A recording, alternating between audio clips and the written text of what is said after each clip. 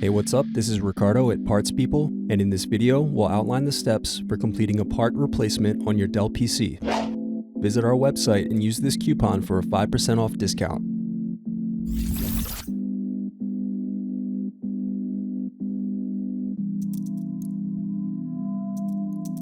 First, unscrew and remove bottom base.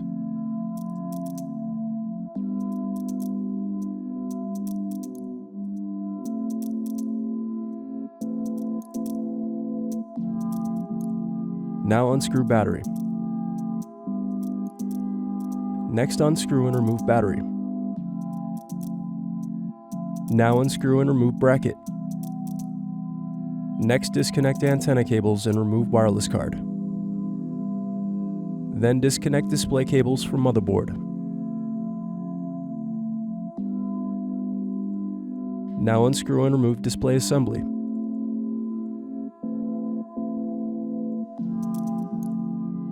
Then use fingers to pry apart and separate LCD back from display assembly. Then unscrew sensor board. Now disconnect and remove sensor board.